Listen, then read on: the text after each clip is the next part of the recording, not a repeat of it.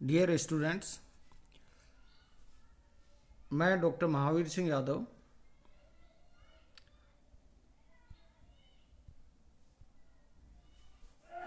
Associate professor physics government college Barmer. आज आप लोगों को BSc part second physics paper third electronics का topic hybrid parameter equivalent circuit model of BJT अर्थात BJT का संकर प्राचल तुल्य परिपथ, इसके बारे में अपना व्याख्यान देने वाला हूँ। पिछले व्याख्यान में मैंने ट्रांजिस्टर और उसकी डिफरेंट कॉन्फ़िगरेशन सीई, सीबी और सीसी कॉन्फ़िगरेशन के बारे में बताया था, उनके कैरेक्टरिस्टिक्स बताए थे। अब इनको एच पैरामीटर के रूप में किस तरह से हम डिफ़ाइन कर सकते हैं, कैसे हम इसको रिप्रेजेंट कर सकते हैं, उसके बारे में अपना व्याख्यान मैं आप लोगों के सामने रख रहा हूँ। कोई प्रॉब्लम हो तो मुझसे संपर्क कर समाधान कर सकते हैं। सबसे पहले मैं टू पोर्ट नेटवर्क, इसके बारे में जानकारी दूंगा कि ट्रांजिस्टर का एच प्राचल तुल्य परिपथ एक द्वि टर्मिनल जाल, जैसा कि मैंने चित्र के अंदर प्रदर्शित किया गया है, होता है। यहाँ V1 व V2 निवेशी और निर्गम वोल्टताएं हैं तथा I1 व I2 क्रमशः निवेश और निर्गम पर धाराएं हैं, जैसा कि मैंने इनके अंदर यहाँ कर दिया है V1 V2 और I1 I2। अब माना कि द्वि टर्मिनल जाल में I1 व V2 इंडिपेंडेंट वेरिएबल हैं, इंडिपेंडेंट चर हैं, तथा V1 व I2 डिपेंडेंट या परतंत्र चर हैं। तब V1 व I2 के मान I1 व V2 के फलन के रूप में निम्न प्रकार से हम लिख सकते हैं। अर्थात यहाँ इनको मैं लिख सकता हूँ dV1 equal to del V1 upon del I1 into dI1 plus del V1 upon del V2 into dV2। इसी तरह से जो करंट I2 है उसको मैं लिख सकता हूँ dI2 equal to del I2 upon del I1 dI1 plus del I2 upon del V2 into dV2। तो यहाँ I1 और जो V2 है उनको यहाँ इस तरह से रिप्रेजेंट किया जा सकता है। अब यहाँ जब द्वि टर्मिनल जाल रेखीय क्षेत्र में कार्य करता है तो इस क्षेत्र में प्रत्येक बिंदु पर आंशिक अवकलज नियत होते हैं। अतः समीकरण जो ऊपर मैंने लिखा है 4.28 व 4.29 को निम्नानुसार लिख सकते हैं हम।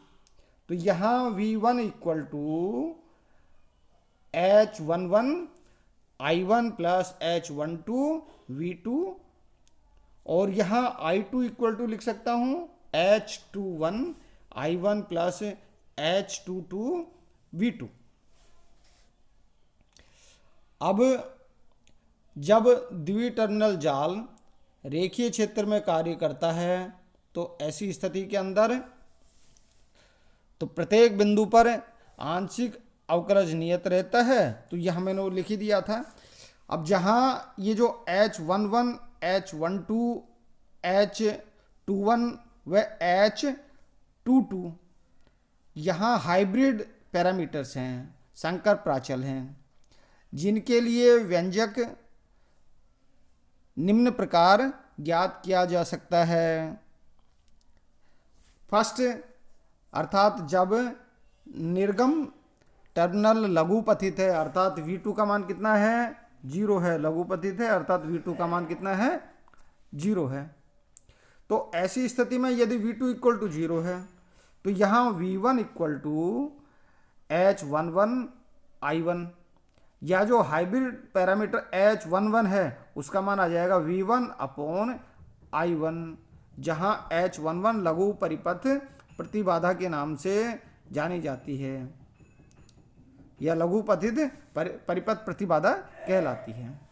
अब यदि V2 इक्वल टू 0 है तो ऐसी स्थिति के अंदर I2 इक्वल टू H21I1 और H21 इक्वल टू I2/I1, जहां H21 लघु परिपथ का अग्रधारा लाभ है, I2 अग्रधारा लाभ के रूप में इसको डिफाइन किया जाता है।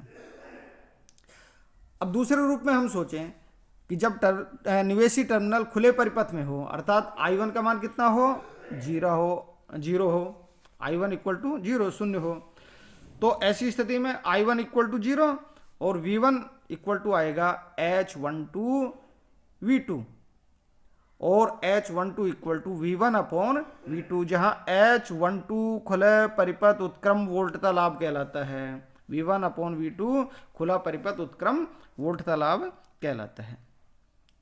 अब यदि I1 इक्वल टू 0 है तो ऐसी स्थिति में I2 इक्वल टू H22V2 और H22 इक्वल टू I2/V2, जहां H2 खुले परिपथ की निर्गम प्रतिबाधा कहलाती है। तो यहां इस तरह से जब निर्गम टर्मिनल लघुपतित हो और जब निवेशी टर्मिनल लघुपतित हो तो जो हाइब्रिड पैरामीटर्स हैं, इन हाइब्रिड पैरामीटर को हम, जैसे मैंने इन इक्वेशन के अंदर 4.32, 4.33, 4.34, 4.35 के अंदर मैंने इनको रिप्रेजेंट किया है, इस तरह से या इनको परिभाषित किया जाता है। अब एक रेखिक परिपथ का तुल्य संकर प्राचल परिपथ मैंने यहाँ इसके अंदर रिप्रेजेंट किया है। तो यहाँ ये जो प्राचल तुल्य संकर परिपथ प्राचल परिपथ है, ये जो फर्स्ट है ये रेखिक परिपथ का है, और यहाँ नीचे ये जो नीचे वाला जो ये किसके लिए है, एक ट्रांजिस्टर का तुल्य संकर परिपथ के रूप में इसको जाना जाता है। यहाँ इसमें H11 ये जो रेखिक परिपथ तुल्य संकर प्राचल परिपथ चित्र है, इसके अंदर या I1 निवेशी धारा है, ये V1 निवेशी वोल्टता है, H11 को किस रूप में परिभाषित कर दिया है, लघुपतित परिपथ प्रतिबाधा है, और H12 किस रूप में ये जाना जाता है, खुला परिपथ उत्क्रम वोल्टता लाभ के रूप में ये जाना जाता है। और यहाँ ये H12V2 ये किसको रिप्रेजेंट कर रहा है, V1 को रिप्रेजेंट यहाँ ये करता है, V1 को, और यहाँ ये H21I1 ये किसको रिप्रेजेंट कर रहा है, I2 को रिप्रेजेंट करता है। तो इस तरह से यहाँ ये जो मैंने इस एक रेखिक परिपथ का तुल्य संकर प्राचल परिपथ चित्र जहाँ इस फिगर के अंदर रिप्रेजेंट कर दिया है, इस ऊपर वाली फिगर के अंदर रिप्रेजेंट कर दिया है। हम जानते हैं कि ट्रांजिस्टर के लिए ये जो H11 है इसको HI के द्वारा यदि इसको रिप्रेजेंट कर दें तो ऐसी स्थिति के अंदर क्या होगा कि H11 HI के द्वारा रिप्रेजेंट कर देते हैं, H12 को किसके द्वारा, HR के द्वारा रिप्रेजेंट कर देते हैं, और H21 को HF के द्वारा रिप्रेजेंट कर देते हैं, H22 को किसके द्वारा, H0 के द्वारा, H0 के द्वारा इसको रिप्रेजेंट कर दिया जाता है। तो ऐसी स्थिति के अंदर यहाँ जो इसका ट्रांजिस्टर के लिए जो परिपथ चित्र बनाते हैं, हाइब्रिड पैरामीटर जो सर्किट बनाते हैं, उसको यहाँ निम्नानुसार इसके द्वारा जो मैंने नीचे वाला जो ये दिखा रखा है यहाँ इस तरह से इसको रिप्रेजेंट कर दिया जाता है। जहाँ HR-V2 किसको रिप्रेजेंट कर रहा है, V1 को रिप्रेजेंट कर रहा है, HI किसको रिप्रेजेंट कर रहा है, यहाँ H11 को रिप्रेजेंट करता है, यहाँ ये HF-I1 किसको रिप्रेजेंट कर रहा है, ये I2 को रिप्रेजेंट कर रहा है, और H0 है ये किसको रिप्रेजेंट करता है, H0 ये H22 को, अर्थात ये I2/V2 को रिप्रेजेंट करता है। तो यहाँ इस तरह से, और यहाँ जो ये वाला जो नीचे वाला जो परिपथ चित्र है ये किसके ट्रांजिस्टर का तुल्य संकर प्राचल परिपथ के रूप में मैंने इसको प्रदर्शित किया है। अब हम जानते हैं ट्रांजिस्टर विन्यास के अंदर जो CB, CE तथा CC 3 प्रकार के होते हैं। CB विन्यास में आधार, CE विन्यास में उत्सर्जक तथा CC विन्यास में संग्राहक टर्मिनल उभयनिष्ठ होता है। इन विन्यासों को H प्राचलों के रूप में दर्शाने के लिए यहाँ जो सबस्क्रिप्ट है BEC आधार उत्सर्जक संग्राहक का प्रयोग किया जाता है, अर्थात HIE उभयनिष्ठ उत्सर्जक विन्यास में HI प्राचल को व्यक्त करता है। तो ट्रांजिस्टर के लिए तीनों विन्यासों में H प्राचल मैंने यहाँ जो ये टेबल है इस टेबल के अंदर रिप्रेजेंट कर दिया है। जैसे प्राचल सामान्य जो H प्राचल है उसको H11 को HI के द्वारा लिख देते हैं, H12 को HR के द्वारा, H21 को HF के द्वारा और H22 को H0 के द्वारा रिप्रेजेंट कर देते हैं। तो ऐसी स्थिति में HO के द्वारा रिप्रेजेंट कर देते हैं। तो यहाँ जो CB विन्यास में ये HIB, HRB, HFB और HOB के द्वारा इसको कर देंगे, प्रकट कर देंगे। और इसी तरह से कॉमन जो एमिटर कॉन्फ़िगरेशन है उसके अंदर HIE, HRE, HFE और HOE के द्वारा रिप्रेजेंट कर देंगे। इसी तरह से यहाँ जो कॉमन कलेक्टर कॉन्फ़िगरेशन है इसके अंदर HIC, HRC, HFC और HOC के द्वारा इसको रिप्रेजेंट कर दिया जाता है। तो इस तरह से यहाँ ये हमारा जो BJT का संकर प्राचल्य तुल्य परिपथ है वो प्रदर्शित किया जाता है। अब यहाँ जो इसका advantage of using H parameter in transistor configuration, तो यहाँ ट्रांजिस्टर कॉन्फ़िगरेशन में ये जो H पैरामीटर के क्या एडवांटेज हैं तो ये भी मैं इस समय बताना चाहूँगा।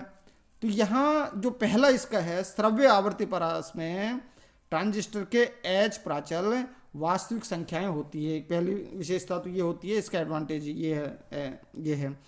दूसरा, ट्रांजिस्टर के H प्राचल ट्रांजिस्टर के स्थैतिक अभिलाक्षण अर्थात स्टैटिक कैरेक्टरिस्टिक से ज्ञात किए जा सकते हैं।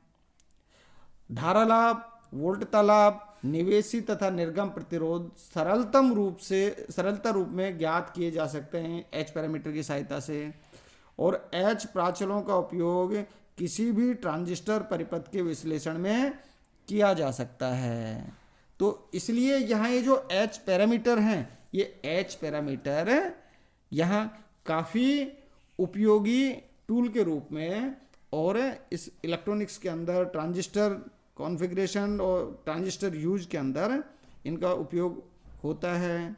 इसलिए हमें इनको ध्यान रखना चाहिए। आज के लिए इतना ही। बहुत बहुत धन्यवाद।